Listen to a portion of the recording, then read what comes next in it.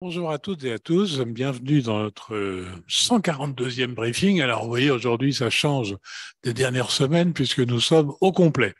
Tout le monde est là, tout le monde est revenu de vacances, certains bronzés, d'autres détendus et bronzés, donc c'est pas mal.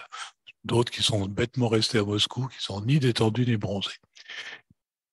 Peu d'actualité politique et économique aujourd'hui, donc Arnaud va se tenir à disposition pour les nombreuses questions que vous ne manquerez pas de poser pour alimenter notre débat.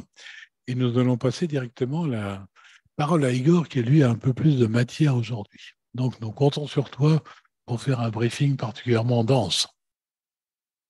Merci Gilles, bonjour à tous. Alors effectivement, pour la partie politique étrangère, je vais commencer par une nouvelle concernant la Chine, puisque le conseiller spécial chinois pour l'Eurasie, Monsieur Li Wei, à partir du 15 mai, va entamer une tournée en Europe. Il va commencer a priori par se rendre en Ukraine dès demain et poursuivra sur la Pologne, la France, l'Allemagne et bien sûr la Russie en vue de tenter une médiation, en tout cas de nouer des discussions autour du règlement politique du conflit ukrainien. Donc, tournée à suivre cette semaine qui débutera demain. L'autre information de ce week-end, c'est évidemment une autre tournée, celle du président Zelensky en Europe, qui a commencé samedi par une première étape en Italie, où M. Zelensky s'est d'abord entretenu avec Giorgia Meloni, donc Premier ministre, chef de gouvernement italien, qui l'a assuré du soutien militaire et économique de l'Italie aussi longtemps qu'il le faudrait. Monsieur Zelensky s'est aussi entretenu avec Sergio Mattarella, le président italien, qui a réitéré que Rome se trouvait aux côtés de Kiev. Depuis le début de la guerre, l'Italie a fourni pour environ 1 milliard d'euros de soutien à l'Ukraine, tout type confondu, militaire, financier, humanitaire. Volodymyr Zelensky s'est également rendu au Vatican où il s'est entretenu une quarantaine de minutes avec le souverain pontife, où ils ont échangé sur des questions évidemment du règlement du conflit, puisque bon, on avait pour un temps pensé que le Vatican euh, proposerait une médiation. Zelensky cherchait en fait le soutien du souverain pontife sur le plan de paix ukrainien. Vous savez, ce plan de paix en 10 points que Kiev a proposé, avec notamment la création d'un tribunal international, une architecture de sécurité, etc. Bon, il cherchait à obtenir le soutien du pape sur ce plan-là. Dimanche, Volodymyr Zelensky a poursuivi sa tournée avec une étape à Berlin, où il a rencontré le chancelier Olaf Scholz, qui l'a assuré d'un nouveau paquet d'aide militaire d'un montant de 2,7 milliards d'euros, avec des blindés Léopard A1, des systèmes de défense antiaérienne Iris-T, des pièces d'artillerie, des dizaines de véhicules blindés légers. Bref, un paquet assez consistant. Euh, Ce qui porte l'aide militaire, humanitaire et financière allemande à près de 17 milliards d'euros depuis le début du conflit, dont rien que 11 milliards d'euros décaissés depuis 2023, le début de l'année 2023. La dernière fois que Volodymyr Zelensky s'était rendu en Allemagne, c'était en février 2022, quelques jours avant le début du conflit, lorsqu'il s'était rendu à la conférence sur la sécurité de Munich. On en avait d'ailleurs parlé ici même un peu de temps après. C'est la fameuse conférence où il avait fait sa sortie sur le nucléaire notamment. On l'avait commenté assez largement. Autre étape, dimanche en fin de journée, Paris, puisque Volodymyr Zelensky a rencontré le président Macron avec qui il a eu un entretien de près de 3 heures en fin de journée.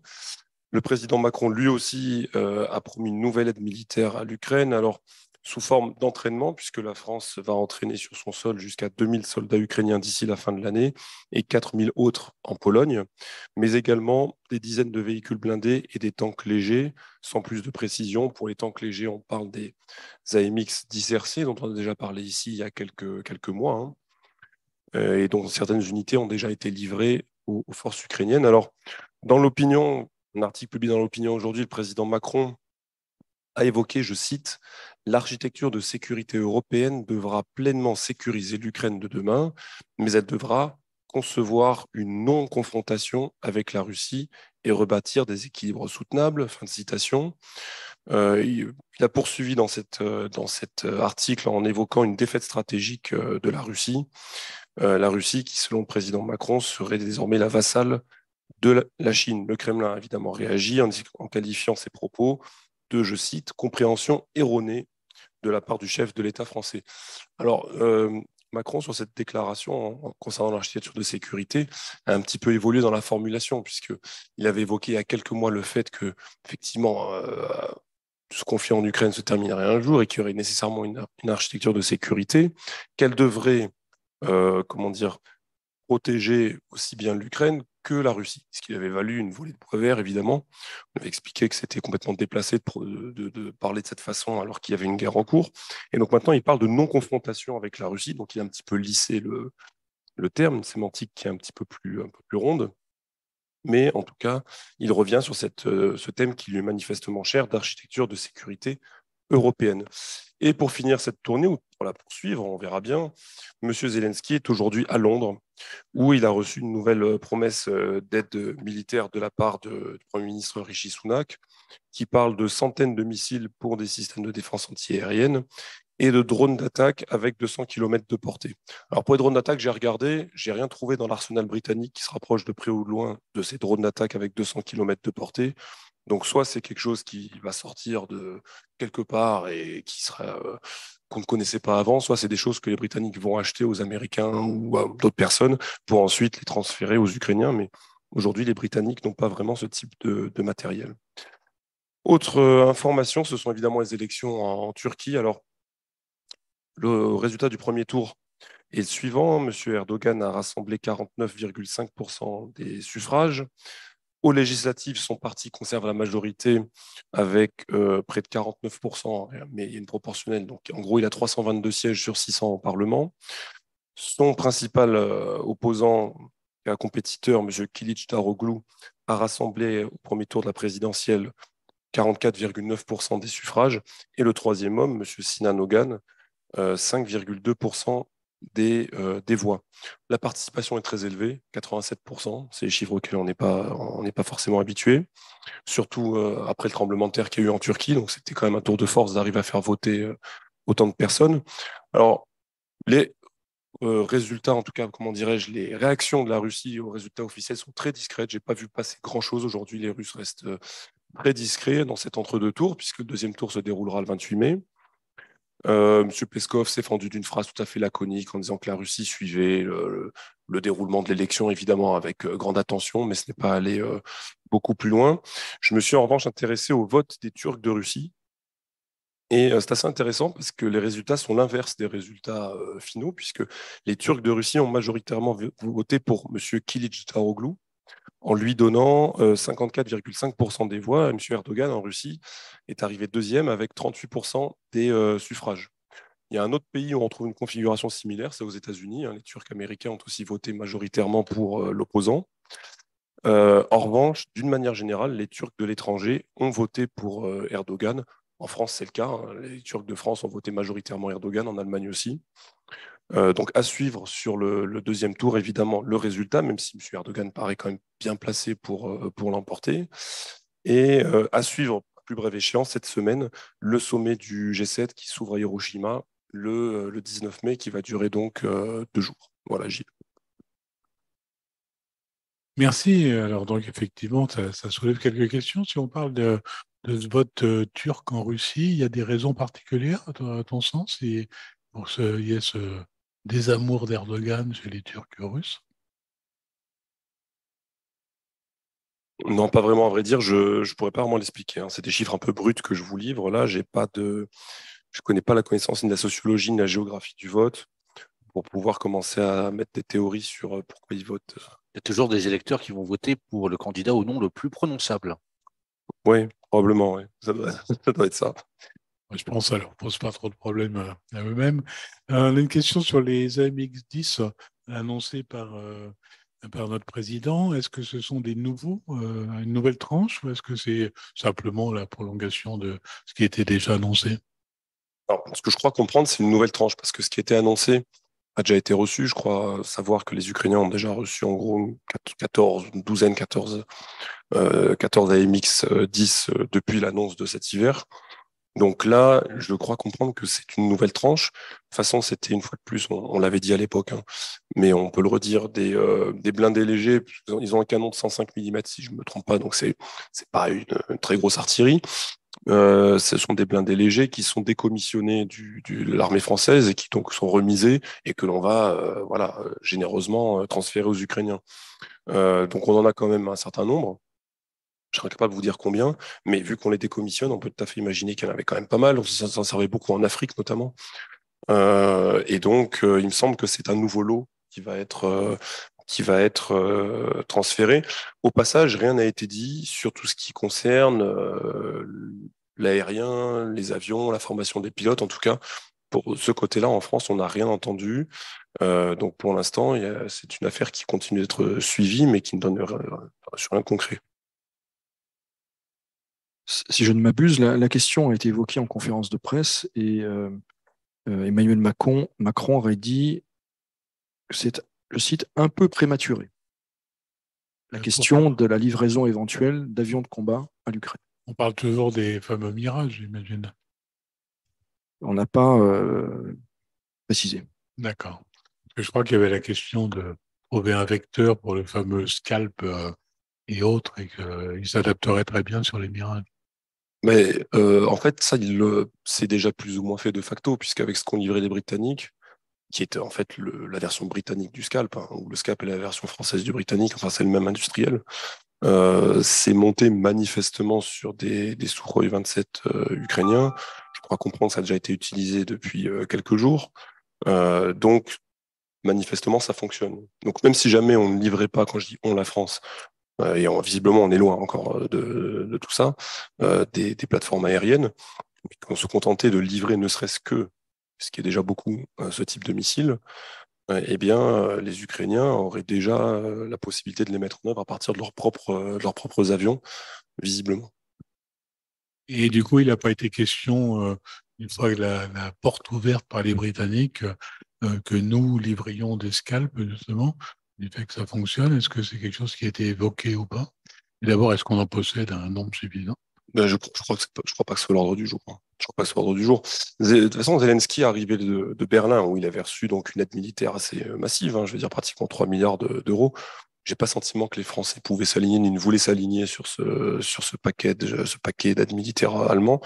Les Italiens, de toute façon, on l'a dit, ils sont à 1 milliard depuis le début du conflit. J'ai dit les Allemands à 17 milliards. Bon, c'est pas vraiment les mêmes catégories. Et une fois de plus, j'ai un sentiment que les Français se positionnent sur d'autres segments en fait d'assistance militaire à l'Ukraine, la formation, même si les Allemands en font aussi, hein. Donc là, les blindés légers, parce qu'on en a, que de toute façon, on va les remiser. Mais à ce stade, j'ai pas le sentiment que ça va aller beaucoup plus loin. Donc la formation, a priori en France, ce serait sur les blindés légers essentiellement. Les blindés légers, il doit y avoir aussi les Césars, hein. J'imagine continuer de former des opérateurs pour les Césars, puisqu'il était question d'en livrer des nouveaux. Ça date de cet hiver.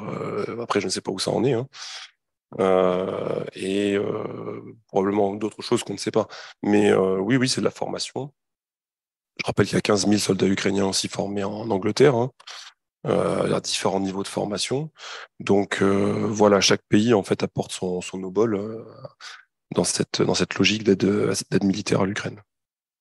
Parfait. Alors on va changer complètement de sujet avec cette question d'auditeur, alors c'est plus lié à la visite de Zelensky, j'imagine, à Rome, avec cette question. Quelles sont les relations entre l'archidiocèse catholique de Russie et le Kremlin? Comment est perçue la communauté catholique de Russie en Russie?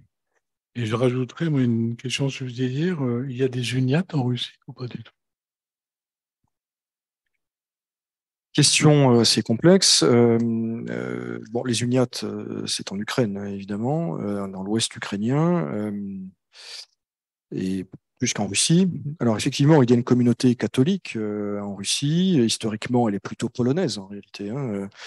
Il y en a beaucoup du côté d'Irkoutsk. Pourquoi? Parce qu'il y a eu des transferts de population après les révoltes polonaises de 1831 et 1864, 63-64. Donc, il y a même, je crois, un consulat général de Pologne à Irkoutsk. Et il y a aussi évidemment des relations diplomatiques réelles et denses et un dialogue au niveau entre la Russie et le Vatican. Quelles sont les relations aujourd'hui? Alors, il y a eu une volonté il y a quelques années de ça, hein, là on revient aux années 2017, 2018, de rapprocher, de faire se rapprocher, de faire dialoguer les églises catholiques et le patriarcat de Moscou. Il y a eu un début de processus, mais ce n'est pas allé très loin en réalité. Aujourd'hui, la question, finalement, enfin, l'une des questions, c'est est-ce que le Vatican peut jouer un rôle de médiateur? Igor l'a évoqué. Je crois que le résultat de la visite de Zelensky, c'est que non. En tout cas, l'Ukraine, et Zelensky a dit très clairement que l'Ukraine ne souhaitait pas de médiateur. L'Ukraine souhaitait un soutien à son plan de paix, qui est un plan unilatéral. Et ce qu'on croit savoir, c'est que les choses ne sont pas très bien passées en réalité entre Zelensky et le pape, hein. On sait que Zelensky reprochait au pape finalement, à mot couvert, non pas de soutenir la Russie, mais de n'être pas assez pro-ukrainien quelque part, de garder une forme d'équidistance mal comprise à Kiev. Et je ne crois pas, en tout cas de ce qu'on en sait, que l'entretien de samedi a permis d'apaiser les choses, peut-être même au contraire. Alors, la communauté catholique, écoutez, bon, d'abord, ce qu'il faut rappeler, c'est qu'au terme de la loi russe, le catholicisme n'est pas reconnu comme une religion traditionnelle. Ça, c'est quelque chose d'important. La Russie a légiféré sur le sujet il y a une quinzaine d'années, je crois. Les autorités russes classent les religions en deux catégories. Il y a les religions traditionnelles, évidemment l'orthodoxie, mais également l'islam, le judaïsme et le bouddhisme, présents notamment en Kalmoukie, et les autres. Et donc, la religion catholique ne fait pas partie de ces religions traditionnelles. Et ça a un impact, évidemment, dans la relation entre les pouvoirs publics russes et les églises protestantes ou autres qui ne sont pas reconnues. Donc, de ce point de vue-là, l'Église catholique n'est pas très bien lotie. Maintenant, évidemment, on ne peut pas parler, certainement pas, de persécution de catholiques de Russie. Simplement, les catholiques restent perçus, et finalement, cette loi consacre cette situation comme un élément étranger. Pas de Saint-Barthélemy à l'envers prévu à Jambes. Ça nous rassure. Eh bien. Plus beaucoup de questions, même plus du tout, je pense. Donc, quelques informations. Alors, notez, s'il y en a une qui arrive. À quel moment l'absence de Loukachenko de l'espace public va-t-il soulever des questions? Non, mais il est apparu en fait cet après-midi, une communication de presse. On a vu une photo, on l'a vu en uniforme, saluer des militaires. Donc c'est vrai qu'il avait loupé des grands rendez-vous annuels traditionnels où il est censé s'exprimer pour des raisons de santé, hein, qu'on évoquait lors du précédent briefing. Mais là, on a eu de la part de son service de presse, donc le service officiel, voilà, on l'a vu apparaître. Donc manifestement, il est toujours là. Ce qui veut dire, à mon avis, que le service de presse et plus généralement les autorités biélorusses ont bien senti qu'il y avait un malaise, qu'il y avait un problème et que prolonger le silence était de nature à, peut-être pas déstabiliser la situation, mais créer une incertitude propre à ce genre de situation. Et par ailleurs, il est apparu avec un bandage à la main. Donc, il y a bien quelque chose. Et je ne sais pas si on a eu des photos, mais je ne suis pas certain qu'on l'ait entendu prendre la parole. En tout cas, le fait est qu'il a participé à un événement officiel, donc il est sorti, si ce n'est de son silence, en tout cas de sa discrétion médiatique. Donc, au minima, une preuve de vie. Voilà, très bien. Donc, voilà, je crois qu'on n'a plus... attendez, des questions arrivent. Il a eu l'information de Washington Post disant que Prigojine aurait trahi la Russie et vendu des informations sur les positions russes. Avez-vous des infos? Alors, évidemment, commenter ce genre d'article, on marche sur des œufs, comme on dit. Je me contenterai de dire que c'est à prendre avec des pincettes. Voilà. J'en resterai là. Donc, prenons les œufs avec des pincettes, ce sera bien. Voilà. Alors donc, voilà, plus de questions. On nous remercie pour nos interventions sur l'actualité et nous remercions nos éditeurs de nous écouter aussi fidèlement. Deux dates à retenir, à noter sur vos agendas. Le 30 mai, nous avons l'Observatoire qui nous invite à une rencontre avec le Centre Peterburgskaya Politika, M. Mikhail Vinogradov, qui est un politologue tout à fait brillant, et donc qui s'exprimera sur la situation politique en Russie entre le 24 février 2002 et l'élection présidentielle de 2024. Donc, inscrivez-vous nombreux, les places sont limitées, mais on vous attend avec impatience. Et dans un domaine tout à fait différent, le lendemain, le 31 mai, à l'occasion du 150e anniversaire de Rachmaninov, nous allons avoir un nouveau programme qui s'appelle le Salon mondain, qui sera dans le manoir Klodov, avec le printemps Rachmaninov, les Lilas. Ce sera donc l'ouverture de la saison des événements culturels de la CCI France-Russie. Il sera donc l'occasion d'écouter des romances de Sergei Rachmaninov, interprétées par notre chère chanteuse, cantatrice Daria Demidova. Et donc, ce sera l'occasion d'être participer à un salon mondain dans l'esprit du 19e siècle. Voilà, donc 30 mai, 31 mai, notez bien sur vos agendas. Et est-ce que le directeur Chinsky a un mot à ajouter? Simplement, tenez bon et maintenez le Loukachenko. Bravo. Bien, et comme toujours, donc la CCI France-Russie se tient à vos côtés. À bientôt.